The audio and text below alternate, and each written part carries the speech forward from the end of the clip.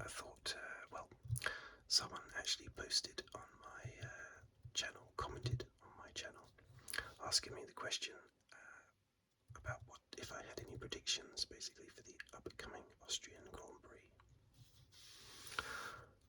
So I thought, why not do a little video on that?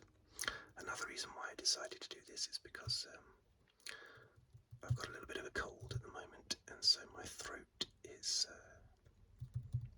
a little bit sore, a little bit shot to pieces, and that's why I'm whispering on this particular video. I may have whispered anyway, of course, but I'm definitely whispering because I can't talk at the moment, not very well, not without my voice giving way constantly. So I will be probably drinking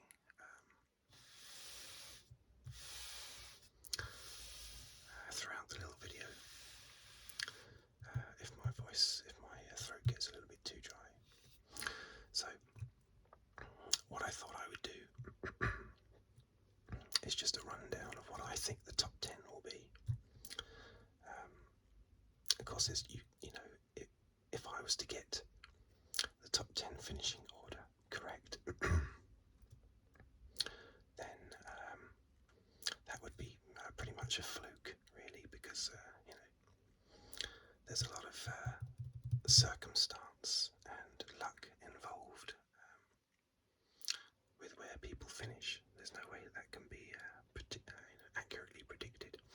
Also, I'm recording this video on the Monday before the Grand Prix, so the practice and the qualifying has not happened yet, although at the time that this video is released, practice and qualifying would have happened. So if I'm predicting that someone won the race when in actual fact they're last on the grid, that's simply because I haven't seen practice or qualifying. So I might as well write on here.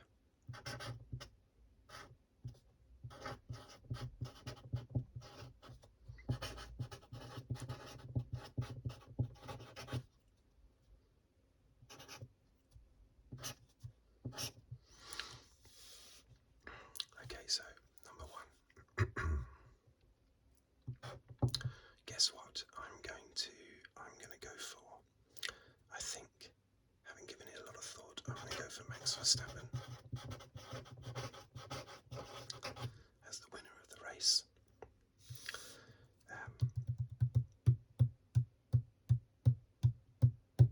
Who knows, maybe he had a disaster in qualifying and there's no way he's going to win the race, but as I say, I'm recording this on the Monday before the Grand Prix, so I have no idea what's happened.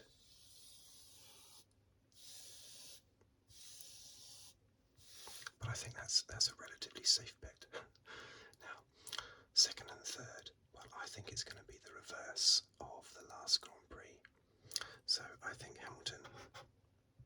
There you go, Hamilton. My pen keeps drying out if I'm not constantly writing with it. So I think Hamilton will be second. I think Alonso will be third. Why do I think that? Well, Mercedes have always gone well in Austria at the Osterreichring, or the Redbull Ring, I think it's called now, isn't it? So they're very close at the moment, which is great. I want to see lots of ding-dong battles between Hamilton and Alonso for the rest of the year. That'd be great. But I just think that this time round Hamilton will get it. They've both had good upgrades on their cars. Now Mercedes is supposed to be getting some really good upgrades at Silverstone in the next Grand Prix after Austria. So that might push Mercedes and therefore Hamilton clear of Alonso. But at the moment they're pretty much together on the track. I know Alonso in Canada, did have the slight edge on Hamilton. But I think it will be slightly reversed for Austria. Where's Perez? I hear you cry. Well, unfortunately, down in 4th place.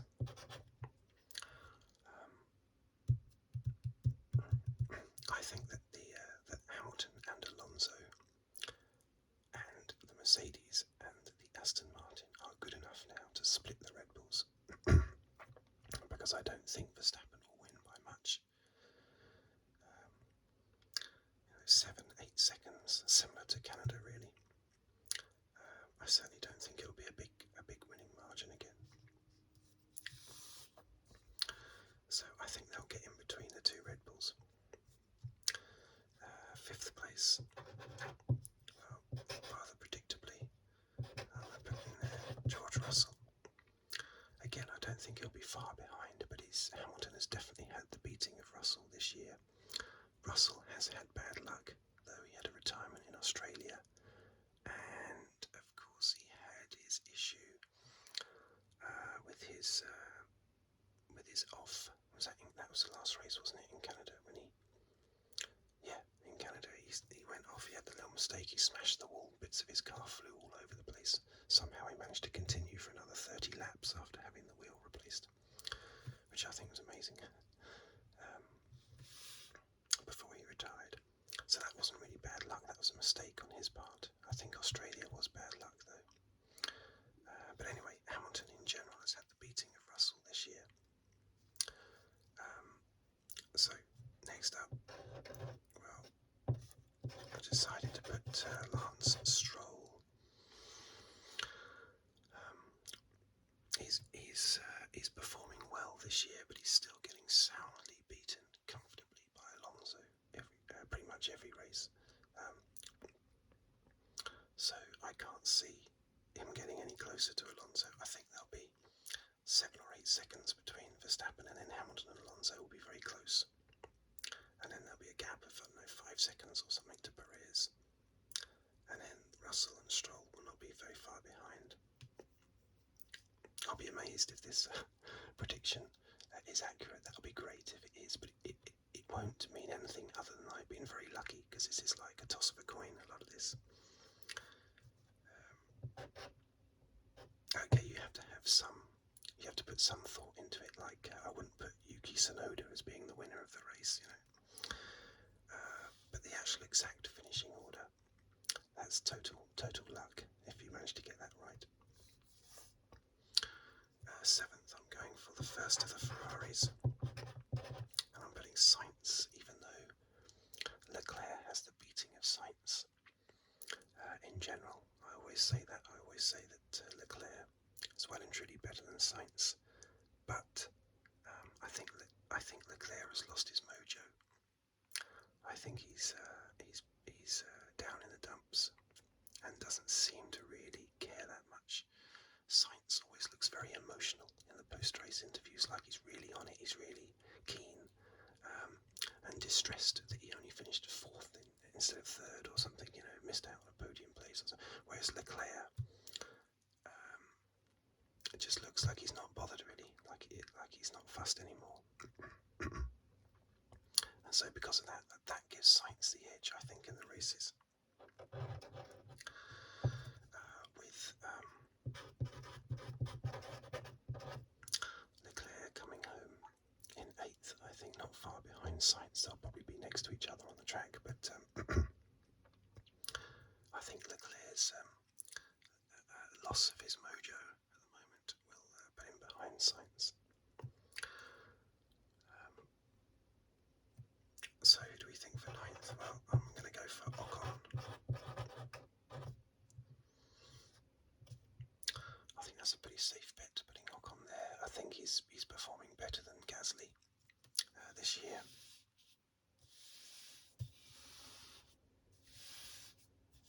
And he's got the confidence from that recent podium that he had. Where was that? Was that in Spain, his podium, or was that Monaco? Can't remember.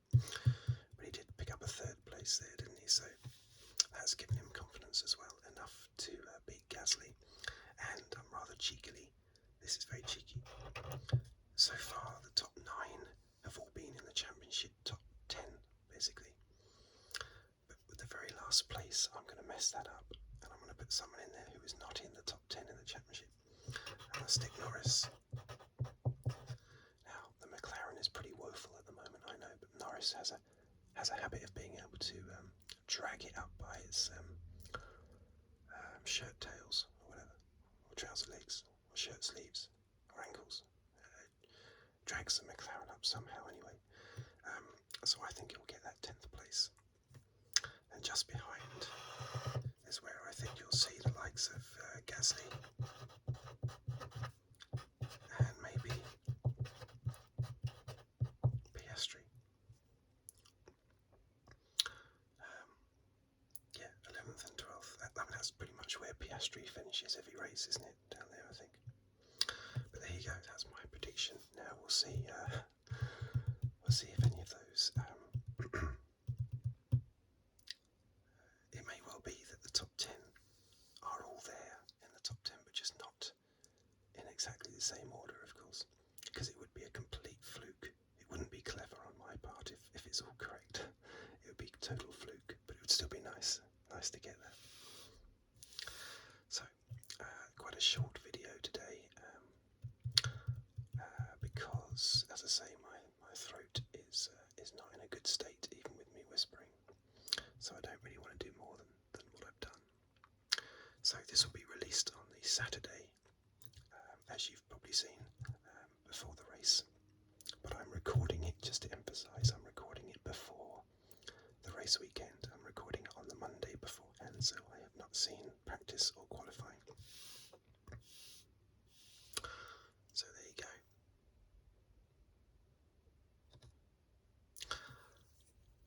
Thank you for watching, thank you for listening.